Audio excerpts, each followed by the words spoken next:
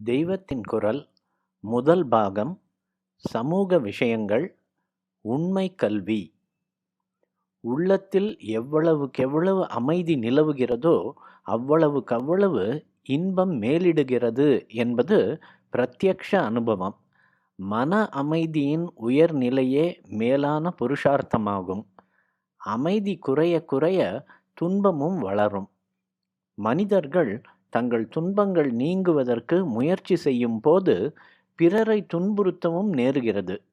இவ்விதம் ஒவ்வொருவரும் சந்தர்ப்பங்களை ஒட்டி மற்றவர்களை துன்புறுத்த முயலும்போது சமுதாயத்தில் குழப்பம் ஏற்படுகிறது. அவ்விதம் குழப்பம் நேரும் போதெல்லாம் அதை அடக்கி அமைதியையும் சமாதானத்தையும் நிலைநிறுத்த அரசாங்க அதிகாரிகள் சட்டத்தின் மூலம் நடவடிக்கைகள் எடுக்கிறார்கள். ஆயினும் உண்மையான பரிகாரம் யாதெனில், மக்கள் எல்லோரும் புலன்களை பறிக்கும் வெளி விஷயங்களிலிருந்து தங்கள் மனசை திருப்பி அதை தங்கள் வசமாக்கி அமைதியாக இருக்க எப்பொழுது முற்படுகிறார்களோ அப்போதுதான் துன்பம் அவர்களை அணுகாமல் இருக்கும். அதோடு அவர்களால் பிறருக்கு துன்பம் விளையாமலும் இருக்கும். நல்ல கல்வியை பயிலும் பயனாகத்தான் இத்தகைய வெளி அமைதியும் உள் அமைதியும் நம் நாட்டிலே தொன்று தொட்டு சித்தித்து வந்திருக்கின்றன. நம் பாரத நாட்டின் முற்கால கல்வியின் முதல் நோக்கம் மன அமைதியை அடைவதே ஆகும். புதிதாக தோன்றும் பௌதிக விஞ்ஞான ஆராய்ச்சி துறைகளில் மேன்மேலும் கல்வியை பெருக்குவதில் தவறில்லை. ஆனால் அதன் பயனை தர்ம மார்க்கத்தில் மட்டுமே உதவுமாறு செய்தால்தான் நாடும் மக்களும் உயர்வான அமைதி நிலையை அடைய முடியும். இவ்வாறில்லாமல் புலன்கள் போன வழியே அவைகளை பிரயோஜனப்படுத்தி கொண்டிருந்தால் எத்தனை படிப்பும் விஞ்ஞான அறிவும் இருந்தாலும் கெட்ட எண்ணங்களும் துராசைகளும் தான் வளரும். இன்னல்களும் துன்பங்களும் பெருகும்.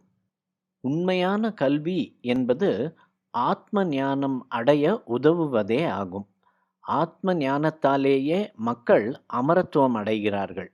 எதற்கு மேலாக ஒரு பயன் உலகில் இல்லையோ அந்த பயனை உண்மை கல்வி அளிக்கிறது. மற்ற விதமான கல்வி பயிற்சிகள் எல்லாம் உலக பயன்களைத்தான் அளிக்கின்றன. ஆனாலும் அவையும் படிப்படியாக பரமாத்மாவை சேர உபயோகப்படலாம். உலக பயன் என்பது பொதுவாக பொருள் திரட்டுவதையே குறிக்கின்றது. பொருள் கூட பலவித தர்மங்களை செய்ய பயன்படுகிறது. லௌகிக தர்மங்களும் பிரம்ம ஞானத்துக்கு சாதகமாகின்றன. தனக்கு விதிக்கப்பட்ட கர்மங்களை சரிவர நடத்துவதாலும் தவத்தினாலும் இறைவனை வணங்கி வழிபடுவதாலும் ஒருவன் ஆத்ம ஞானத்தை அடைகிறான் என ஆதி ஆச்சாரியர்கள் கூறியுள்ளார்கள். ஆத்ம ஞானத்தை அளிக்கும் கல்வியை பரவித்யை எனவும் மற்றவற்றை அபரவித்யை எனவும் கூறுவர்.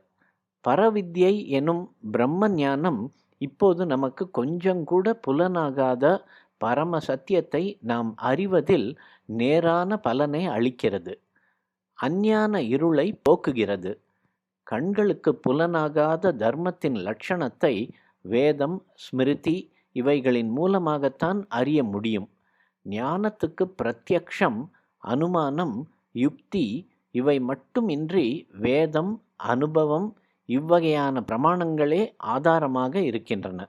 இது ஆதிசங்கர பகவத் பாதாச்சாரியர்களின் தீர்மானம்.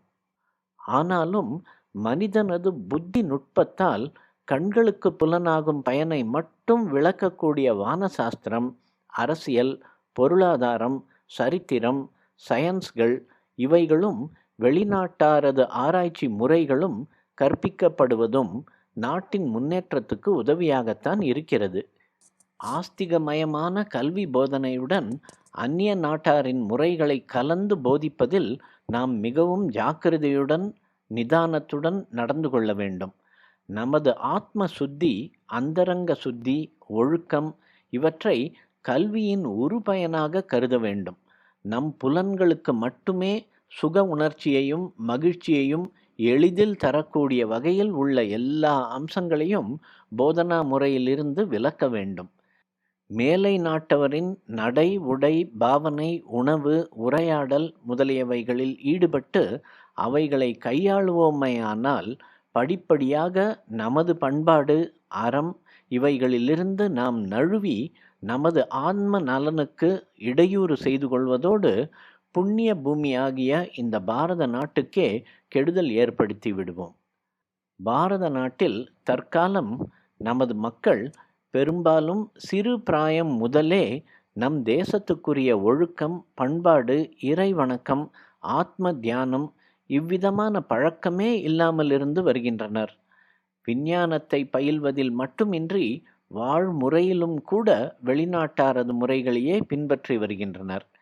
இதனால் மக்களுக்கு இந்த உலகத்தின் சாமானிய இன்பத்தையும் மறு உலகத்தின் பேரின்ப வழியையும் அடைய தடை ஏற்படுகின்றது என்பது தெளிவு.